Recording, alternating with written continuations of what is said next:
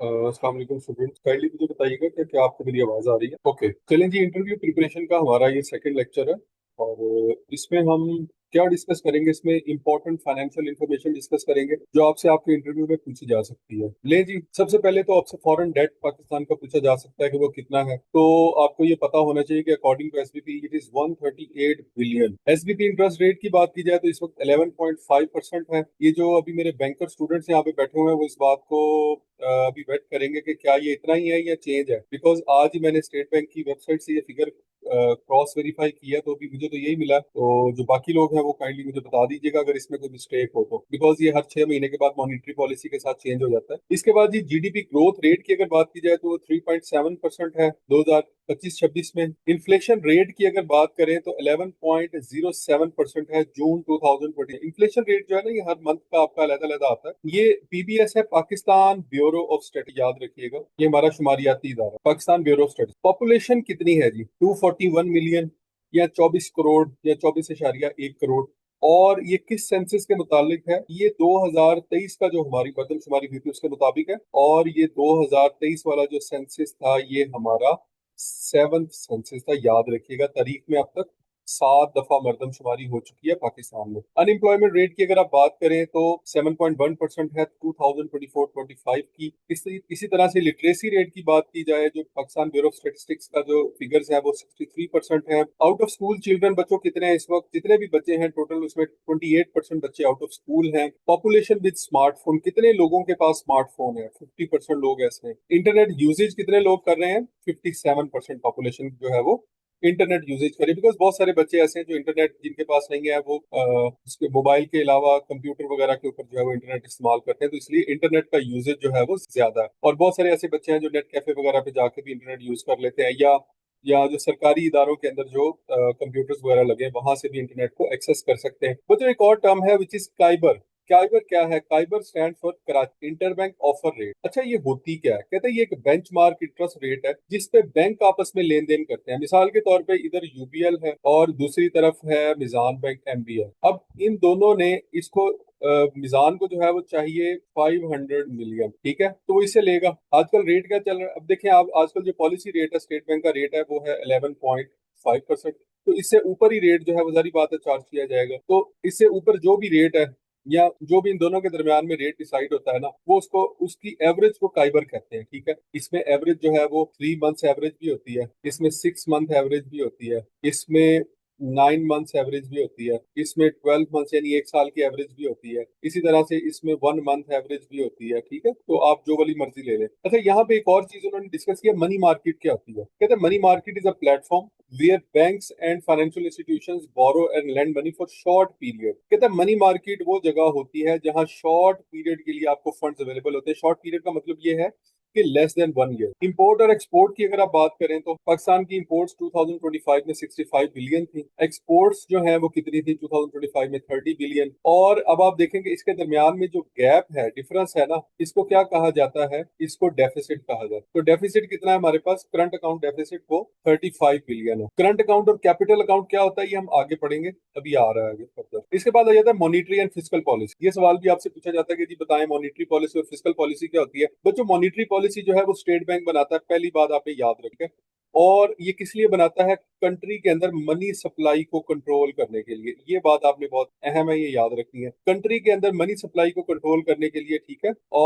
और interest rate को control करने के लिए ये क्या कर रहा होता है? मॉनिटरी पॉलिसी बना रहा होता है। It is made by SPP, state bank of Pakistan. उसके बाद फिस्कल पॉलिसी जो है वो गवर्नमेंट बनाती है, ठीक है, अपने रेवेन्यू कलेक्शन के लिए, ठीक है। इसमें कुछ चीजों पे टैक्स लगाया जाता है, कुछ चीजों पे टैक्स कट किया जाता है और इसके जरिए इकोनॉमी को इन्फ्लुएंस किया जाता है, ठीक है। जहां पे वो चाहते हैं कि ग्रोथ हो वहां पे जो है वो ग्रोथ को प्रमोट किया जाता है। तो ये फिस्कल पॉलिसी और मॉनिटरी पॉलिसी का डिफरेंस है। देन हमारे पास आ जाता है जी माइक्रो फाइनेंस। ये भी जो है वो आपसे क्वेश्चन बाज का पूछ लेते हैं कि माइक्रो फाइनेंस क्या है। और ये वो सारे के सारे वो क्वेश्चन हैं जो पास्ट में मुख्तलिफ इंटरव्यूज में पूछे जा चुके हैं। कहते हैं ये बैंकिंग सर्विस है प्रोवाइडिंग लो इनकम इंडिविजुअल्स और ग्रुप्स हु लैक कोलेटरल और फॉर्मल क्रेडिट हिस्ट्री। ऐसे लोग जिनके पास कोई कोलेटरल, कहते हैं सिक्योरिटी को, जिनके पास देने के लिए बैंक को कोई सिक्योरिटी नहीं है किसी किस्म की, तो ऐसे लोग जो हैं उनको क्या किया जाता है? उनको स्मॉल लोन दिए जाते हैं, उनके सेविंग अकाउंट खोले जाते हैं और उनकी इंश्योरेंस की जाती है। यानी उनको मेन स्ट्रीम में या किसी ना किसी तरह से बैंकिंग चैनल्स में जो है वो शामिल किया जाता है। तो ऐसा ऐसा जो सिस्टम है उसको माइक्रो फाइनेंस कहा जाता है। इसमें छोटे छोटे लोन होते हैं, 25,000 का लोन, 50,000 का लोन, लाख रुपए का लोन, इस तरह के छोटे छोटे लोन जो है वो इसमें शामिल होते हैं। अच्छा, फॉरेन डायरेक्ट इन्वेस्टमेंट क्या होती है, ये भी सवाल पूछ लेते हैं आपसे कि एफडीआई क्या है, बताएं। वो फॉरेन डायरेक्ट इन्वेस्टमेंट भी नहीं पूछेंगे, वो आपको कहेंगे बताएं जी एफडीआई क्या है। तो एफडीआई क्या है, is when a company or a person from one country invest money to set up a business or buy a stake in a business in another country. मिसाल के तौर पे आप, एक शख्स जो है वो रहता है यूके में और वो पाकिस्तान में आके रिफाइनरी लगा लेता है, ठीक है, तो वो क्या है, that is foreign direct investment, इसको एफडीआई कहा जाता है। इसके बाद आ जाती है जी एससीसीपी क्या है, कहता है the securities and exchange commission of Pakistan, इसको एससीसीपी कहा जाता है। पाकिस्तान का टॉप फाइनेंशियल वॉचडॉग है। वॉचडॉग का मतलब ऐसा इदारा है जिस जो के रेगुलेटर है, रेगुलेटर को वॉचडॉग की निगरानी करने वाला। It registers businesses, regulates capital market like stock exchange, ठीक है, ये स्टॉक मार्केट जो है उसको भी आपके ये रेगुलेट करता है। इंश्योरेंस जो है, जितनी भी इंश्योरेंस कंपनीज हैं वो सारी भी एससीसीपी के अंडर है। इसके अलावा pension and non banking financial companies, pension funds हैं, नॉन बैंकिंग फाइनेंशियल कंपनीज हैं, ठीक है, लेकिन सिर्फ इसमें बैंक शामिल नहीं है, याद रखिएगा, बैंक एससीसीपी के अंडर नहीं है, बैंक स्टेट बैंक के अंडर है। Its goal is to protect investors and maintain market fairness. Main जो प्लेयर जो इनके अंडर है, एससीसीपी के अंडर है, वो क्या है, वो आपकी पाकिस्तान स्टॉक एक्सचेंज है, याद रखिएगा। और पाकिस्तान स्टॉक एक्सचेंज क्या काम करती है वो आप लोगों को पता है। इसके बाद आ जाता है बोर्ड ऑफ रेवेन्यू, बीओआर। ये भी क्वेश्चन पूछ लेते हैं, बीओआर क्या है जी। बीओआर जो है, Punjab stands for board of revenue Punjab Pakistan. It is the highest provincial authority responsible for land administration, revenue collection and property record. एक तो आपकी जितनी भी लैंड एडमिनिस्ट्रेशन है वो इनके पास है, ठीक है। आपका एसी, आपका ADR, additional deputy commissioner revenue, आपका कमिश्नर ऑफ रेवेन्यू, ये सारे इसके अंडर होते हैं, ठीक है। इसके ऊपर जो है वो कौन बैठा होता है, इन सब के ऊपर जो है वो एक जो पर्सन बीओआर को हेड कर रहा होता है वो होता है SMBR, senior member board of revenue इसको कहा जाता है। ये बड़ा सीनियर ऑफिसर होता है। आपके जो इस वक्त चीफ सेक्रेटरी पंजाब हैं, ये इससे पहले एसएमबीआर जाहिद अख्तर जमान। इसके अलावा रेवेन्यू कलेक्शन, ये जो जो भी जिम्मेदारों से पैसा वगैरह इकट्ठा करना होता है वो भी इस डिपार्टमेंट की जिम्मेदारी है, ठीक है। और प्रॉपर्टी के रिकॉर्ड्स मेंटेन करना वगैरह, ठीक है, जो भी है इसमें, इवन के आपके जो पटवारी हैं, तहसीलदार है, गर्दावर है, ये सारे के सारे लोग जो हैं वो इसी डिपार्टमेंट के अंडर आते हैं। इसको कहते हैं बोर्ड ऑफ रेवेन्यू, बीओआर। बच्चों नेक्स्ट है डायरेक्ट वर्सेज इनडायरेक्ट टैक्सेस। ये सवाल आपसे जरूर पूछा जाना है, टैक्सी से रिलेटेड आपसे क्वेश्चनिंग जरूर होगी, बिकॉज आप एक ऐसे इदारे का इंटरव्यू देने जा रहे हैं जहाँ पे टैक्स कलेक्शन होनी है। कहते हैं taxes are mandatory financial charges government impose on individuals and businesses to fund public services, ठीक है। कहता है टैक्स जो होते हैं वो मैंडेटरी फाइनेंशियल चार्जेस होते हैं जो गवर्नमेंट अपने इंडिविजुअल्स पे या शहरियों पे इम्पोज करती है और उससे पब्लिक के जो काम है वो करवाती है, नहरें बनाना, सड़कें बनाना और हेल्थ फैसिलिटीज, एजुकेशन फैसिलिटीज देना। कहता they are broadly categorize into direct taxes. कुछ टैक्स होते हैं जो डायरेक्ट लिए जाते हैं, ठीक है, जैसे आपका इनकम टैक्स है, आपकी सैलरी आती है, टैक्स पहले ही काट लेते हैं, वो डायरेक्ट टैक्स है, ठीक है, कि वो आप डायरेक्टली गवर्नमेंट को पे कर रहे होते हैं। उस एक होता है इनडायरेक्ट टैक्स, ठीक है, वो फॉर एग्जांपल आप साबुन खरीदते हैं, ठीक है, साबुन का एक जो है वो टिकिया खरीदते हैं, तो उसमें आपको पता लगता है कि ये अगर उसने मुझे 300 की दी है तो इसमें 250 रुपया जो है वो इसकी असल कीमत है और 50 रुपए इस पे सेल टैक्स लगा हुआ है। तो ये किस टाइप का टैक्स है ये बच्चों, ये इनडायरेक्ट टैक्स है, ठीक है। तो इनडायरेक्ट टैक्सेस जो है उसमें कौन कौन से हैं, सेल्स टैक्स है, एक्साइज ड्यूटी है और आपकी कस्टम ड्यूटी वगैरह है। इसके बाद आईएमएफ और वर्ल्ड बैंक जो है, इनके कामों में क्या फर्क है, तो बच्चे जो है वो कहते हैं कि सेम ही काम होता है, नहीं ऐसा नहीं है, दोनों के काम में फर्क है। There is a very fine difference between these two international financial institute. कौन कौन सा डिफरेंस है जी, देखते हैं। वर्ल्ड बैंक क्या करता है, give loan and grants to the developing countries for the project, ये याद रखिएगा, प्रोजेक्ट्स के लिए देता है। अब प्रोजेक्ट क्या हो सकते हैं, रोड हो सकती है, स्कूल, हॉस्पिटल, पॉवर्टी रिडक्शन, कोई भी चीज, ठीक है, बेशक आपने डैम बनाना है उसके लिए भी पैसे मिल जाएंगे। अगर आईएमएफ की बात की जाए तो इंटरनेशनल मॉनिटरी फंड, ये क्या करता है, कहता है ये शॉर्ट टर्म लोन जो है वो देता है उन कंट्रीज को फेसिंग फाइनेंशियल और balance of payment crisis. Balance of payment crisis कौन से कंट्रीज फेस कर रहे हैं, जिनकी इंपोर्ट्स, यानी पाकिस्तान जैसे कंट्रीज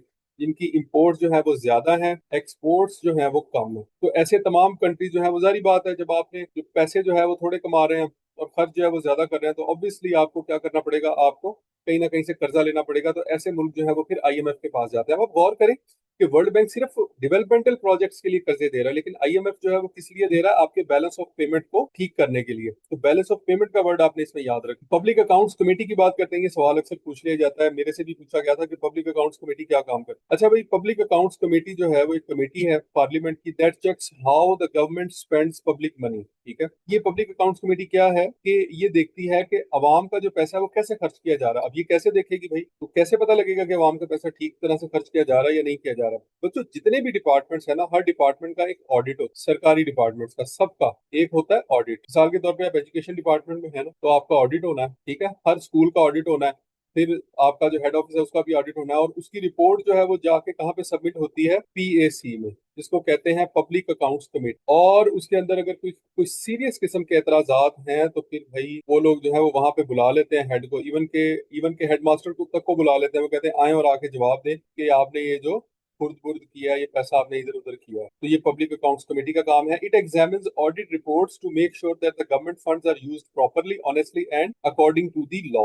अकॉर्डिंग टू लॉ जो है वो फंड्स इस्तेमाल हो रहे हैं या नहीं हो रहे। इसके बाद आ जाता है बच्चों बजट। बजट क्या होता है? कहते हैं budget is a financial plan that estimates the government income and expenditure. इसमें ये क्या होता है? ये एक एस्टिमेट होता है, याद रखिएगा क्या होता है? एस्टिमेट होता है किस चीज का? गवर्नमेंट के रेवेन्यू का और एक्सपेंडिचर। इसके बाद टाइप्स ऑफ बजट्स क्या है? दो तरह के बजट होते हैं। ये पब्लिक सेक्टर ऑर्गेनाइजेशन से मुतालिक है कि टाइप्स ऑफ बजट क्या है। यहाँ पे पब्लिक सेक्टर ऑर्गेनाइजेशन में दो तरह के बजट होते हैं, एक इंक्रीमेंटल बजट होता है, एक जीरो बेस बजट होता है। ठीक है, इंक्रीमेंटल बजट क्या होता है कि पिछले साल का जितना भी बजट है ना, मिसाल के तौर पर पिछले साल आपने बजट रखा था रेंट ऑफ बिल्डिंग के लिए, आपने बजट रखा था 15 लाख। ठीक है, आप इस साल कहते हैं अच्छा चलो 15 लाख को चूंकि 10% बढ़ना है तो इसको हम जो है वो 15,50,000 कर देते हैं बजट। ठीक है, इसी तरह से लास्ट टाइम आपने रखा था फ्यूल के लिए बजट 5 लाख। अब आप कहते हैं कि इस साल इसको बढ़ा के थोड़ा सा हम क्या कर देते हैं, 6 लाख कर देते हैं, बिकॉज फ्यूल भी थोड़ा सा महंगा हो गया। तो ये होता है इंक्रीमेंटल बजट। एक होता है जीरो बजट, आप पिछले साल के जो जो एस्टिमेट्स हैं उसको साइड पे कर देते हैं और जीरो से स्टार्ट करते हैं। फिर ये देखते हैं कि हमारी कितनी जरूरत है और कितना हमें जो है वो इसके लिए बजट चाहिए। उम्मीद है आपको इसकी इजीली समझ आ गई होगी, बहुत ही आसान आसान। देन इसके बाद बच्चों आ जाता है बैलेंस ऑफ ट्रेड और बैलेंस ऑफ पेमेंट। अच्छा, बैलेंस ऑफ ट्रेड क्या है? अब देखिएगा, कहते हैं balance of trade is the difference between a countries exports and imports of goods on. ठीक है, मिसाल के तौर पर पाकिस्तान की बात करते हैं, हम कहते हैं एक्सपोर्ट्स और इंपोर्ट्स, इनका जो बैलेंस है इसको बैलेंस ऑफ ट्रेड कहा जाता है। मैं कहता हूं कि हम जो एक्सपोर्ट कर रहे हैं वो हम कर रहे हैं 80 रुपीज की, जो इंपोर्ट कर रहे हैं वो हम कर रहे हैं 100 रुपीज। यानी जो चीजें मंगवा रहे हैं वो 100 की मंगवा रहे हैं, डॉलर कह देते हैं, और जो चीजें हम लोग बाहर भेज रहे हैं वो $80 की। अब इनके दरमियान गैप है, कितने का? इनके दरमियान में $20 का गैप है, ऐसे ही $20 का। अब ये $20 कहाँ से लेने पड़ेंगे आपको? ये $20 जो है वो आपको किसी से उधार लेना पड़ेगा। ठीक है, अगर आपकी जो एक्सपोर्ट्स हैं वो कम है, इंपोर्ट ज्यादा है, तो जारी बात है आप डेफिसिट में होंगे। और यही अगर वाइस वर्सा होता, आपकी एक्सपोर्ट ज्यादा होती, इंपोर्ट्स कम होती, ठीक है, तो आप जो है वो सरप्लस में होते। अच्छा, बैलेंस ऑफ पेमेंट क्या होता है? कहता है balance of payment is the record of all the financial transaction. इसमें सिर्फ ट्रेड नहीं आती है, इसमें सारी फाइनेंशियल ट्रांजेक्शन आ जाती है। इसमें आपकी एक तो ट्रेड भी शामिल है, आपको बाहर से आपने कोई लोन लिया है वो भी शामिल है, बाहर से आपको कोई इमदाद या एड मिली है वो भी शामिल है। ठीक है, तो हर तरह की आपकी पेमेंट्स जो है वो बैलेंस ऑफ पेमेंट के अंदर आ जाती है। इसके अलावा इसमें रेमिटेंसेस भी आती हैं। रेमिटेंसेस क्या होती हैं? जो आपके लोग बाहर गए हुए हैं वो वहां से पैसे भेजते हैं, ये रेमिटेंसेज होती हैं। इस तरह आप जो बाहर सर्विसेज दे रहे हैं, हमारे लोग जो है ना फाइवर पे और अपवर्क वगैरह पे जाके जो सर्विसेज दे रहे हैं वो भी सारी इसके अंदर शामिल है, तो वो बैलेंस ऑफ पेमेंट में आती है। तो बैलेंस ऑफ ट्रेड क्या है? सिर्फ इंपोर्ट एक्सपोर्ट का जो है वो बैलेंस है। उसके बाद सर्कुलर डेट क्या, आपने बहुत बार ये नाम सुना होगा कि सर्कुलर डेट, सर्कुलर डेट, लेकिन एक्चुअल में ये होता क्या है ये आपको पता होना चाहिए कि सर्कुलर डेट जो है ये एक अनपेड चेन होती है पाकिस्तान में, ये इलेक्ट्रिसिटी सेक्टर की। ठीक है, उसमें होता क्या, कहते कंज्यूमर जो है वो इलेक्ट्रिसिटी बिल पे नहीं करता सबसे पहले तो। ठीक है, और जो इलेक्ट्रिसिटी कंपनीज हैं वो पावर प्रोडक्शन कंपनीज को नहीं दे पाती। पावर प्रोडक्शन कंपनीज जो है वो फ्यूल सप्लायर को पैसे नहीं दे पाती। ठीक है ना, अभी एक चक्कर बन गया। फ्यूल सप्लायर जो है वो क्रेडिटर को, जिनसे उन्होंने फ्यूल परचेज किया, उनको पैसे नहीं दे पाते। इस तरह से ये सारे का सारा जो है वो एक गर्दाव बन जाता है, और इसी सारे चक्कर को क्या कहते हैं? इसको सर्कुलर डेट कहा जाता है। तो मेरा ख्याल है कि सर्कुलर डेट की इससे अच्छी डेफिनेशन जो है वो मैंने अभी तक नहीं देखी है। उसके बाद काउंसिल ऑफ कॉमन इंटरेस्ट, ये भी सवाल आपसे पूछ लेते हैं कि जी बताएं जरा ये काउंसिल ऑफ कॉमन इंटरेस्ट क्या है। बच्चों, ये एक ऐसा इदारा है जब सूबों का, विफाक का सूबे के साथ यानी फेडरेशन का किसी सूबे के साथ जो है वो कोई इख्तलाफ हो, वर्सेस प्रोविंस, या प्रोविंस वर्सेस प्रोविंस इख्तलाफ हो, तो ऐसी सिचुएशन में काउंसिल ऑफ कॉमन इंटरेस्ट के अंदर वो फिर वो केस आ जाता है। ठीक है। एक कॉन्स्टिट्यूशनल बॉडी है ये, जो कि डिस्प्यूट्स को रिजॉल्व करती है। मिसाल के तौर पे मैं आपको एक एग्जांपल देता हूँ। मैं कहता हूँ कि एक कारोबार है, वो है जी वाटर प्लांट। अब पंजाब में जो इदारा है वो कहता है कि जी हम इसको लाइसेंस देंगे। अब विफाक का भी एक इदारा है, वो कहता है हम इसको लाइसेंस देंगे। अब दोनों के दरमियान डिस्प्यूट डिस्प्यूट जो है वो अराइज हो गया। तो ये डिस्प्यूट जो है वो कहाँ जाएगा? ये काउंसिल ऑफ कॉमन इंटरेस्ट में चला जाएगा। इसमें प्राइम मिनिस्टर होता है, कोई तीन जो है वो इसमें एमएनएज होते हैं, और बाकी सारे चारों सीएम्स होते हैं। यानी पांच, चार और तीन, सात और एक, आठ लोग होते हैं टोटल। उसके बाद है capital market versus money market. ये मैंने आपको बताया था कि मनी मार्केट में आपको बाद में बताऊंगा। मनी मार्केट क्या है? Money market deals with short term fund. जब आपको शॉर्ट टर्म फंड चाहिए ना, मिसाल के तौर पे आप कारोबार कर रहे हैं और आपको शॉर्ट टर्म के लिए पैसे चाहिए, 6 महीने के लिए, 7 महीने के लिए, 3 महीने के लिए, तो आप फिर मनी मार्केट में जाएंगे। अप टू 1 ईयर होता है। It is use to meet the temporary financial need and includes instruments like treasury bills वगैरह जो है वो इसमें शामिल होते हैं, ठीक है। इसके बाद कैपिटल मार्केट क्या होती है?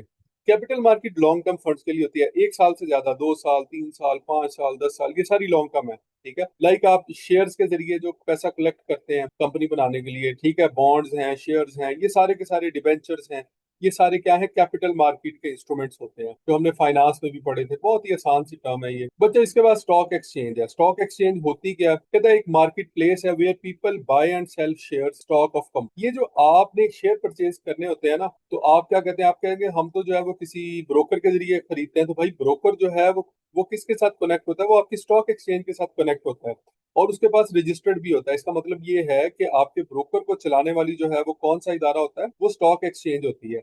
और स्टॉक एक्सचेंज के ऊपर कौन है? एससीसीपी, ठीक है। It helps companies raise money by selling shares. Company share sell कर देती हैं, हमारे आपके जैसे इन्वेस्टर खरीद लेते हैं, और कंपनी के पास पैसा चला जाता है। कंपनी उस पैसे से कारोबार करती है और फिर हमें अपना मुनाफा भी देती है। तो ये है बच्चों आपका स्टॉक एक्सचेंज का कॉन्सेप्ट। ये सारे के सारे वो सवालात हैं जो बार बार पूछे जा चुके हैं। एनएफसी कमीशन की बात करते हैं। नेशनल फाइनेंस कमीशन क्या है? अवार्ड कहते हैं, एक फार्मूला है used in Pakistan to distribute tax revenue. अच्छा, ये ना 1973 का जो हमारा आइन था उसमें ये बनाया गया था, और उसमें ये था कि जो विफाक यानी हमारी जो फेडरल गवर्नमेंट है जो टैक्स इकट्ठा करती है। अब फेडरल गवर्नमेंट जो है वो काफी सारे टैक्स इकट्ठे करती है, जैसे इनकम टैक्स है, ये फेडरल के पास जाता है, इनकम टैक्स। उसके बाद सेल्स टैक्स जो है वो भी फेडरल गवर्नमेंट के पास जाता है। किसके ऊपर? गुड्स पे, सर्विसेज पे नहीं।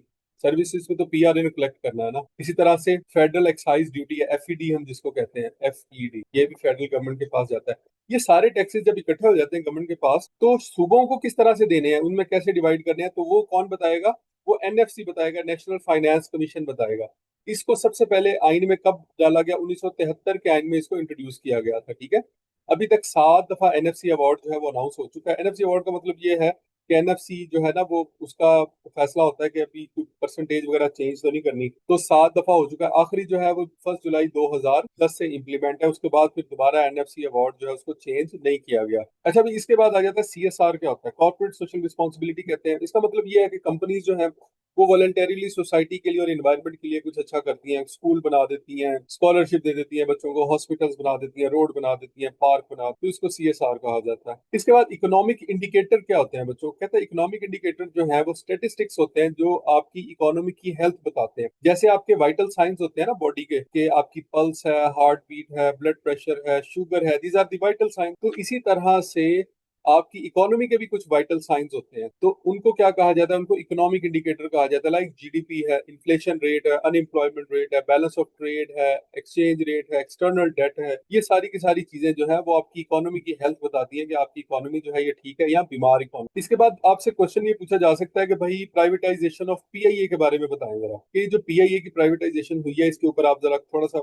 बताएं। तो इसमें आपको हर चीज का पता होना लाजमी नहीं है, लेकिन हर चीज के बारे में थोड़ा थोड़ा पता होना लाजमी है। तो privatisation of Pakistan international airline जो है ना, इसका मतलब ये है कि इसकी जो ऑनरशिप है वो प्राइवेट लोगों को दे दी गई, प्राइवेट सेक्टर को दे दी गई है, ठीक है। कब हुई है? दिसंबर 2025 में। और गवर्नमेंट ने 75% अपने जो शेयर्स हैं, स्टेक है इसका, वो सेल कर दिया, ठीक है। आरिफ हबीब ग्रुप है, कंसोर्शियम है। कंसोर्शियम होता है ग्रुप ऑफ कंपनीज। कंसोर्शियम क्या है? Group of companies.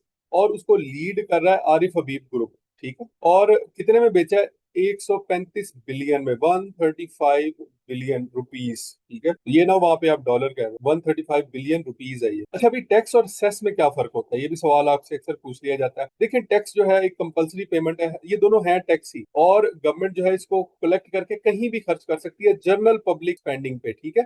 कहीं भी रोड भी बना सकती है, स्कूल भी बना सकती है, कॉलेज, हॉस्पिटल, कुछ भी। लेकिन जो सेस होता है ये भी एक एडिशनल टैक्स होता है, लेकिन एक स्पेसिफिक पर्पस के लिए यूज होता है। मिसाल के तौर पे जहां जहां पे शुगर मिल्स है ना, वहां पे शुगर मिल से जो है वो इंफ्रास्ट्रक्चर सेस कलेक्ट किया जाता है। और वो जो सेस है वो कहाँ पे इस्तेमाल किया जाता है, वो रोड्स बनवाने में बच्चों यूज किया जाता है। ठीक है, उसको क्या कहा जाता है, उसको इंफ्रास्ट्रक्चर सेस कहा जाता है। बिकॉज गन्ने की ट्रालियां गुजरती हैं, रोड्स की तबाही कर देती हैं, तो फिर वहां पर इनसे सेस कलेक्ट करके फिर वो क्या करते हैं, उस रोड्स को दोबारा रिपेयर करते हैं, बनाते हैं, नई सड़कें बनाते हैं। तो ऐसे इलाके जहां पे बहुत ज्यादा शुगर मिल्स हैं, वहां पर रोड्स जो हैं वो ज्यादातर इन्हीं पैसों से ही बन जाती है, अच्छी खासी अमाउंट होती है।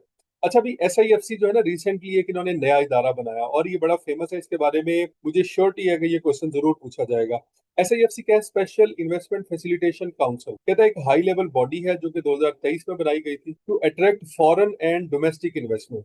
फॉरेन इन्वेस्टमेंट को और डोमेस्टिक इन्वेस्टमेंट को जो है वो इंश्योर करने के लिए, और ये जो इकोनॉमिक डेवलपमेंट है पाकिस्तान में, इसको स्पीड अप करने के लिए। अच्छा, अब इसमें मेंबर्स कौन कौन से हैं जरा चेक करें। बड़ी हाई लेवल की ये काउंसिल है। PM इसका मेंबर है, चीफ ऑफ आर्मी स्टाफ है, फेडरल मिनिस्टर्स हैं इसमें, सारे CMs हैं, इसका एक नेशनल कोऑर्डिनेटर है, इसका सेक्रेटरी है जो कि ब्यूरोक्रेट होता है।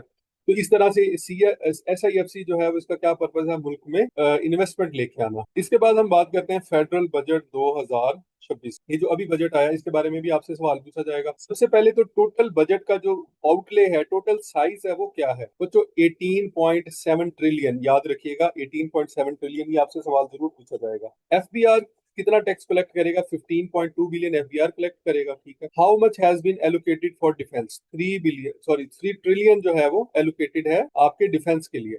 इसी तरह से आपने डेट सर्विसिंग, मतलब जो आपने कर्जे लिए हुए ना बैंकों से, उसका जो इंटरेस्ट पे करना है, इसको डेट सर्विसिंग कहा जाता है। ये डेट सर्विसिंग की टर्म भी अपने जेन में रखें। वो कितना है? 7.824 ट्रिलियन। 7.8 ट्रिलियन भी याद करने काफी है, पूरा बेशक याद ना करें, 7.8 ट्रिलियन इज सफिशिएंट। उसके बाद है जी, what is the allocation for the public sector development program? इसको PSDP कहा जाता है। तो पब्लिक सेक्टर डेवलपमेंट प्रोग्राम जो है उसके लिए 1 ट्रिलियन रखा है इन्होंने। अच्छा, इसके बाद आ जाता है BISP यानी बेनजीर इनकम सपोर्ट प्रोग्राम के लिए कितने पैसे रखे हैं? 838 बिलियन। GDP ग्रोथ का टारगेट क्या रखा है जी? अब हमने अगली दफा टारगेट ये रखा है कि हमने अगले बजट में जो है वो अगले साल तक GDP ग्रोथ रेट जो है 4% पे लेके जानी है।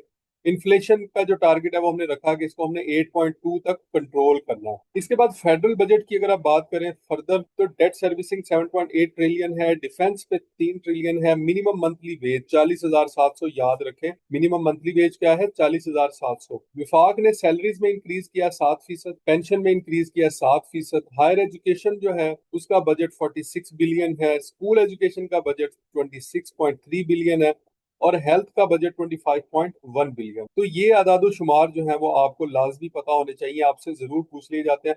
और आप अगर, मैं कहता हूं, अगर आप इन आदादो शुमार को याद कर लें और उसको बता दें, तो मैं कहता हूं कि इंटरव्यूअर आपका फैन हो जाएगा कि आपको जो है वो इतनी सारी बातों का पता है। ठीक है, तो ये जितनी भी चीजें आपको पढ़ा रहे हैं ये वो वाले हॉट क्वेश्चंस हैं जो कि आपसे लाजमी। अच्छा जी, रीजन बिहाइंड करप्शन ये पढ़ लीजिएगा, आपको पता है वीक अकाउंटेबिलिटी है, लैक ऑफ ट्रांसपेरेंसी है, पॉलिटिकल इंटरफेरेंस है, इस वजह से जो है वो यहाँ पे करप्शन होती है। तो ये सवाल भी बाज़ बात पूछ लेते हैं। इसके बाद आ जाता है करंट अकाउंट और कैपिटल। करंट अकाउंट क्या होता है और कैपिटल अकाउंट क्या होता है? बच्चों, करंट अकाउंट का मतलब ये है कि इसमें आपके आपका आपकी जो ट्रेड है इंटरनेशनल, उसके अलावा आप जो बाहर सर्विसेज दे रहे हैं किसी भी तरह से, जो बाहर से आपको रेमिटेंस आ रही है, इन सारों का जो रिकॉर्ड है वो करंट अकाउंट में मेंटेन किया जाता है। ठीक है। और कैपिटल अकाउंट क्या है? इसके अंदर फिर इन्वेस्टमेंट्स आ जाती है, मनी आ जाती है, and buying and selling of assets between countries, ये आ जाता है। ठीक है। करंट अकाउंट और कैपिटल अकाउंट जो है ये दो इंटरनेशनल अकाउंट्स होते हैं जो कि मेंटेन किए जाते हैं। तो मैंने आपको बता दिया कि करंट अकाउंट में क्या होता है, और दोनों होते हैं इंटरनेशनल ट्रांजैक्शन के लिए इस्तेमाल होते हैं, लेकिन इन दोनों का जो पर्पज है वो अलग अलग है। ठीक है, करंट अकाउंट का पर्पज अलग है, कैपिटल अकाउंट का जो पर्पज है वो अलग है। ले जी, ये जो था ये हमारे लेक्चर का फर्स्ट पार्ट था। अब इसका दूसरा पार्ट ये है कि इसमें कल बहुत सारे बच्चों ने हमें अपने इंट्रोडक्शन भेजे, मैंने उन इंट्रोडक्शन को एवेल्युएट भी किया। उसके ऊपर कुछ एक दो स्टूडेंट्स के हैं ऐसे जो कि अभी इंट्रोडक्शन इवेल्युएट करने वाले रहते हैं, बल्कि काफी सारे बच्चे अभी रहते हैं जिनके इंट्रोडक्शन मैंने अभी इवेल्युएट करके देने हैं, और मैं उनको जो है उस पर सजेशंस भी दे रहा हूँ कि आप इस तरह से आप इसको जो है वो बेहतर कर सकते हैं। और बहुत सारे बच्चों ने वो बेहतर करके मुझे भेजे भी है, तो जैसे जैसे मुझे टाइम मिल रहा है साथ साथ मैं उनको रिस्पॉन्ड कर रहा हूँ। तो आप लोग जो है वो आप लोग मुझे ये बताएंगे, अभी आप लोगों का जो है वो एक टेस्ट है, तो क्या आप लोगों ने इसकी प्रिपरेशन कर ली है सेल्स टैक्स का? आप बोल भी सकते हैं, मैंने अभी हैंड फ्री लगाई हुई है तो आप मैं आपकी आवाज में हूँ जी। सेल्स टैक्स एक्ट का एक टेस्ट था आज, आप लोगों ने उसकी तैयारी कर ली है? अलैक्म सर। जी कमाल। जी सर, कुछ की तो है तैयारी सर, जितनी हो अच्छा, सकी। चले वेरी गुड। ये देखें, ज्यादा ज्यादा आपका जो जोर है ना वो इसी पे लगना है, सेल्स टैक्स पे, अकाउंटिंग पे और फाइनेंस। बाकी जीके जो है वो आप पहले भी प्रिपेयर कर चुके हैं, बहुत सारी चीजें हमने आपको इधर ही प्रिपेयर करवा देनी है डेली बेस पे। आप देखें कि आज के लेक्चर में हमने कितनी इंपॉर्टेंट चीजें जो है वो यहाँ से जो है वो आप लोगों को गो थ्रू करवा दी है, जिनके बारे में अक्सर सवाल पूछे जाते हैं। तो फाइनेंशियल जो आपसे क्वेश्चंस पूछे जाते हैं फाइनेंशियल सेक्टर से रिलेटेड, वो बहुत सारे, मेरा ख्याल है कि 50 to 60% क्वेश्चन जो है वो यहाँ पे आज हो गए हैं। बाकी इंशाल्लाह हम कोशिश करेंगे कि कल के लेक्चर के अंदर इसको जो है वो सारे का सारा कंप्लीट। ठीक है, अब जो कल के लिए आपकी असाइनमेंट है वो ये है, आज जो है अभी इसका टेस्ट हो जाएगा, और कल की जो असाइनमेंट है वो ये है कि आपने कल फाइनेंशियल अकाउंटिंग इस सारे को प्रिपेयर कर। अब इसको प्रिपेयर करने का क्या तरीका है, मैंने आपको नोट्स भी प्रोवाइड कर दिए, किसी बच्चे को नहीं मिले तो वो ले ले, मैंने आपको उसके रिकॉर्डेड लेक्चर्स भी दे दिए हैं। इट इज वेरी इजी कि आप नोट्स के प्रिंट ले लें और रिकॉर्डेड लेक्चर सामने चला लें और देखते जाएं, सुनते जाएं। नहीं बेटा, लाजमी नहीं है, ये सारे लेक्चर यूट्यूब पे नहीं आएंगे, लाजमी नहीं है। ये वाला लेक्चर जो है वो सिर्फ, ये वाला लेक्चर जो है वो आपको ड्राइव में मिलेगा, जो बच्चे रजिस्टर्ड हैं उनको। हो सकता है कि एक आध लेक्चर, यानी ये है या एक आध और है, वो हम अपलोड कर दें, लेकिन सारे के सारे लेक्चर जो है वो यूट्यूब पे नहीं आएंगे। तो अब आज आज के लिए जो है वो आप लोगों की असाइनमेंट क्या थी, आज के लिए असाइनमेंट ये थी कि आपने कुछ क्वेश्चन जो मैंने आपको बताए थे लास्ट वाले लेक्चर के अंदर आए हुए थे, अपने आपके शहर की ज्योग्राफी थी वो आपने बतानी थी। बहुत सारे बच्चे, एक एक आध स्टूडेंट ने वो सबमिट करवाया, बेटा बाकी लोग भी करें, इसकी वजह यह है कि इसके बगैर आपका गुजारा नहीं है। तो अपने शहर की जो ज्योग्राफी है वो बैठ के खुद लिखें, उसको सर्च करें। जब आप नोट्स खुद बनाएंगे तो उनको प्रिपेयर करना बहुत आसान होगा। ठीक है, अब कल का जो काम है आपका वो, एक तो आपने फाइनेंशियल अकाउंटिंग ये प्रिपेयर करनी है, कल इसका टेस्ट होगा इस लेक्चर के बाद, बिल्कुल इसी तरह जैसे आज जो है वो आपका सेल्स टैक्स का। अच्छा, अब सवाल ये है कि अगर किसी बच्चे ने प्रिपेयर नहीं किया तो वो क्या करेगा, तो आप उसको प्रिपेयर कर ले, सुबह अटेम्प्ट कर ले। ठीक है, थोड़ा सा टाइम लगाएं इसके ऊपर, घंटा दो घंटे अभी लगाएं, घंटा दो घंटे सुबह लगाएं अर्ली इन द मॉर्निंग, और उसको सुबह अटेम्प्ट कर लीजिएगा। और उस इसी तरह से जो है वो आप फाइनेंशियल अकाउंटिंग का जो टेस्ट है वो भी आप, टेस्ट आपके पास अवेलेबल रहेगा, आप यानी बाद में भी अटेम्प्ट कर सकते हैं, कोई मसला नहीं है। लेकिन ये है कि इसको आपने डिले नहीं करना, बिकॉज आपका इंटरव्यू बहुत ही करीब है। अच्छा, इसके बाद एक तो ये काम हो गया। दूसरा आप सब लोगों ने ये करना है कि अपना इंट्रोडक्शन इंट्रोडक्शन जो है वो आप लोगों ने रिकॉर्ड कर। अब बहुत सारे बच्चों के इंट्रोडक्शन जो है वो मैंने कंफर्म कर दिए कि हाँ ठीक है, ये आपका इंट्रोडक्शन बिल्कुल सही है। अब आपने ये करना है कि उसको रिकॉर्ड करना है, उसको पहले रिहर्स करना है लिख के उर्दू में, और उसको फिर आपने रिकॉर्ड करके मेरे पास भेजना है, तो मैं इसको एवेल्युएट करूंगा कि हाँ ये बिल्कुल ठीक है। ओके, और जो बॉयज हैं, बॉयज स्पेशली, उन्होंने क्या करना है कि उन्होंने अपना जो भी आपने कोट पैंट पहनना है या आपने वेस्ट कोट और शलवार कमीज पहनना है, तो वो पहन के आपने अपनी पिक्चर बना के जो है वो मुझे सेंड करनी है। ठीक है, बाकी गर्ल्स को मैंने बता दिया था कि उन्होंने वर्ल्ड टाइम्स पे भी कुछ इंटरव्यूज पढ़े हैं, इस तरह रीड राइट पे कुछ इंटरव्यूज पढ़े हैं, वहां पे देख लें कि बच्चियों ने किस तरह की जो है वो ड्रेसिंग की हुई है, आपने उसी तरह की ड्रेसिंग जो है उसको कॉपी कर लेना है, तो उससे आपको सारा आइडिया हो जाएगा। तो अब आपका क्या काम है, एक तो आपने इंट्रोडक्शन जो है वो अपना देना है। अच्छा, अब कल फिर एक और काम भी मैंने करना है, कल मैंने रैंडमली किसी एक बच्चे का जो है वो इंटरव्यू करना है, तो आपने उसके लिए भी प्रिपेयर रहना है रैंडमली। और उसमें ये नहीं होगा कि उसमें हमने जो है ना वो आपको नॉकआउट करने का प्लान बनाया हुआ है। उसमें ये होगा कि हम आपसे क्वेश्चन पूछेंगे और आप उसमें से कुछ क्वेश्चन के आंसर देंगे, कुछ जो है वो आपको नहीं आएंगे, तो बहुत सारे बाकी जो बच्चे हैं वो सुनेंगे, और आप लोगों की जो है वो उसमें काफी सारी लर्निंग होगी। ठीक है, तो आपको पता चलेगा कि आपने जो क्वेश्चन का प्रेशर है उसको कैसे हैंडल करना है, तो ये बहुत सारी चीजें आपको सीखने को मिलेगी। तो इसका मतलब ये है कि कल क्या होगा, एक तो फाइनेंशियल अकाउंटिंग का टेस्ट है, दूसरा इंट्रोडक्शन है, तीसरा जो है वो आप लोगों का एक सरप्राइज इंटरव्यू भी होगा। वो किसी एक बच्चे का इंटरव्यू जो है वो इसी तरह लेक्चर के बाद हम लोग कंडक्ट करेंगे। तो ले जी, इसके साथ ही आज का लेक्चर एंड करते हैं। बाकी अगर आप लोगों की इसके अलावा कोई क्वेरी हो तो आप मैसेज करके भी पूछ सकते हैं। ठीक है, तो wish you all the best, अल्लाह हाफिज़।